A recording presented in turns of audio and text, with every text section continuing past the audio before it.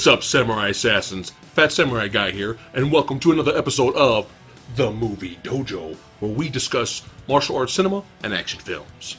Today in the dojo, I'm going to review Drive. Here's a quick plot synopsis.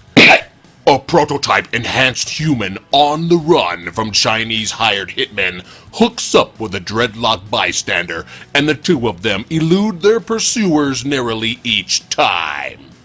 Now I'm going to give you the good, I'm going to give you the bad, I'm going to give you the badass. First up, the good. This film stars one of my favorite martial artists, Mark Dacascos. I have always been a fan of Mark Dacascos over the years. He made a lot of action movies in the 90s, and I would watch a lot of them. I would rent and buy them on VHS. You remember VHS? Some were pretty good, and some were bad. Unfortunately, Mark was just one of those really talented martial artists that never became a big star. The sad thing is, a lot of you out there that don't really know Mark Dacascos probably remember him for being the host of The Iron Chef. But there is one more ingredient to this battle. Our secret ingredient. Venison! Garlic! Almonds! Eggnog! Ham! Now the funny thing is that I actually ran into both lead actors of this movie, Mark and Kadeem Hardison. I attended a sci-fi convention, and that's where I first saw Mark, and he had his own panel or booth on the stage, and he was advertising the very awesome, badass, horror, martial arts fantasy film, Brotherhood of the Wolf.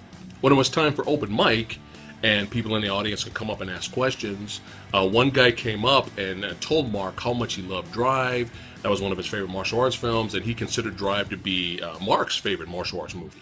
I was actually pretty stunned that somebody else knew Drive, that when that guy came up and talked on the mic, I was like, yeah, Drive, yeah, damn it, ain't nobody else cheering, oh, shit. So that was embarrassing, but Mark was very cool, very humble, very laid back, very friendly, and he thanked his fan that came up and gave him props. So this part was actually pretty cool. Another person came up on the mic and asked Mark if he could do some martial arts demos or some stunts for the audience that was attending. Now the guy hosting the panel immediately cut the fan off and said, no. Mark is just attending, okay? He's advertising his new movie. He's not here to do martial arts for the audience or stunts or anything like that. So we need somebody else to come up and, ask him another question. But then jokingly, as the host went to hand the mic to someone else, he kind of jokingly turned, he's like, well, you don't want to see what Mark does anyway, because it's all stunt double, it's all fake, you know what I mean? Everything he does is all fake, it's all camera trickery. And all of the audience in unison was like, oh! And the coolest thing happened. Mark got up and he was like, pointing at the host, right? Now, the panel, okay, was on a stage, okay? So it was about maybe as high as Hellboy, or actually maybe a little bit higher where the Predator poster is in the back, okay? So it was a pretty high stage, and we were right, our chairs were right at ground level, okay? So Mark got up, okay? He didn't have to do any of this, all right? He was even dressed nicely and everything. He didn't have to do anything, but he's cool like that. So Mark actually got up, true story now, he got up, he walked over to the side, the tables are here in the middle where he was sitting, and he walked over to the side where it was clear, turned around, did an amazing backflip from the top, and landed, like, perfectly flush, like, no problem, like, it was easy money, okay? He landed, and the crowd, we all cheered, we were like, yeah, that was cool, because he didn't really have to do that. But here's the badass part, okay? Not only was the flip cool, but when he landed, there was no sound. That's fucking amazing, okay? I mean, there was barely a little, like, okay, and this was from way high, okay, but he's got that light skill, you know what I'm saying? So yeah, that was cool. Now Kadeem I ran into at Comic-Con. He was just walking around, he was just a fan like everybody else, and checking out all the cool statues and all the cool shit that's at Comic-Con, and we briefly spoke, and he was a funny guy. But the weird thing was, like, 2 years later, I went to a movie, me and my buddies went to go see a movie, I don't remember what movie it was, and we came out of the theater, this was at Universal City Walk, and we came out of the theater, and we ran into Kadeem Hardison again, like in the lobby. It was just kind of like a small world. It was a little weird, because, we run into the same, like, celebrity twice, so, but he seemed like he was a real down-to-earth, cool guy.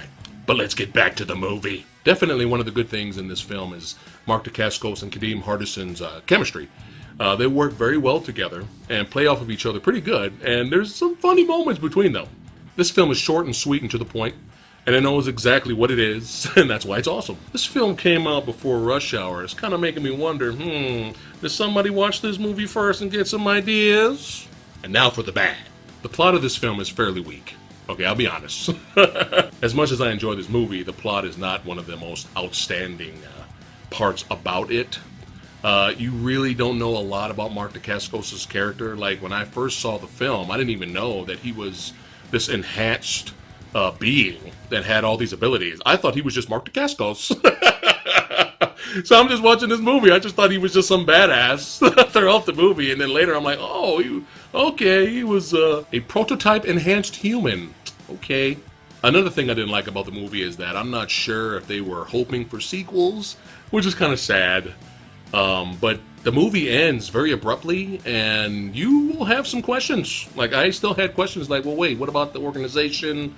What about, the cyborg? There's still a lot of unanswered questions. Now, this movie is a very low-budget film. You can tell by just looking at it, which I think, a lot of film snobs out there will turn away and not even give it a shot. Now, even though there is some funny moments in the movie, there's definitely some forced comedy that just doesn't work. Brittany Murphy was fine in the movie. I mean, playing the very bored but willing to do anything for adventure type of character. But there were times where I was just like, there were times where she was annoying. And then there was these weird moments, these weird side gags, where they would keep watching TV, and there was a special popular show that would keep coming on television about some super intelligent frog or toad or something. Had this huge brain, and it would talk, and they would talk to the frog, and we know what he's saying. He's saying, to save this man. I get it. It was supposed to be comedy, but I didn't laugh. I was just like, oh God, but can we get to the next fight scene, please? And this film really has some cliche, cheesy villains. I mean, for like the cowboy villain, for example. This is one of his lines, okay? I never forgot it because it was so bad. After all these years, okay? I never forgot it. So at the end of the movie, he runs into Kadeem Hardison's character, okay? He wasn't expecting to see him because he's chasing him. He's trying to kill both of them, blah, blah, blah, blah, blah. So as soon as he sees Kadeem Hardison, he says, this is the real line in the film, "It's my favorite cheese-eating dick monkey." So bad. And now for the badass. So many years ago, okay, I was a lot younger, I was a lot thinner. Well, maybe not so much on the thin part. But many years ago, I went to Blockbuster Video. Wow, what a difference. And I'm sure everybody out there right now is going, what the fuck was that? The hell's Blockbuster Video? I know, I'm old, all right, I'm old. Fuck it. I ended up driving there. I was really bored. It was just one of those, one of those weekends where I was just like, let me go ahead and rent a couple of movies. And I ended up renting Drive. I saw Drive on the shelf and had this horrible cover. And I didn't know anything about the movie. All I saw was Mark Dacascos' name. And that was it. That was enough for me to go ahead and rent it. So I rented it. Not really expecting anything special. It was just, your typical straight-to-video movie that you would rent to pass the time. What the fuck, man? I was not expecting Hong Kong-style action sequences. So not only was the fight choreography badass, okay, but we actually had some pretty good wire fu as well. Steve Wayne, the director of the very awesome hidden gem, Guyver Dark Hero, did a great job showing all of the action. And when Mark's doing his thing, we don't get any stupid shaky cam or pointless zoom-ins.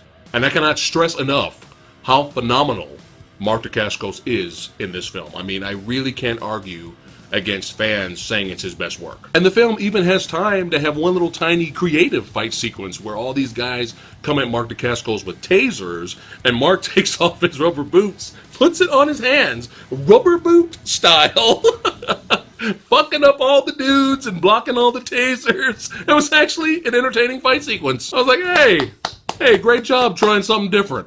But it's all about the action finale at the end. It just kicks all kinds of ass. Especially when he goes blow for blow, toe to toe with the new improved enhanced prototype.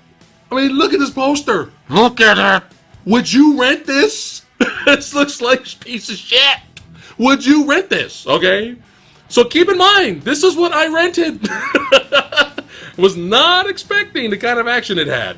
But this was just one of those rare cases where, you don't judge a book by its cover. So overall, yes, The movie's very low budget. It's got some cheesy moments with some cheesy characters, and not all of the comedy works. But to all you samurai assassins out there, all you badasses, I still highly recommend you check it out, at least for the action. Within this type of genre, Drive is definitely a hidden gem. And I give Drive 4 out of 5 ninja stars. That's it for today's episode of The Movie Dojo. If you have seen Drive, let me know what you thought about it in the comments below. And I'll see you guys next week with my review of Crouching Tiger, Hidden Dragon, Sword of Destiny. See you next time. And remember, don't be a cheese-eating dick monkey!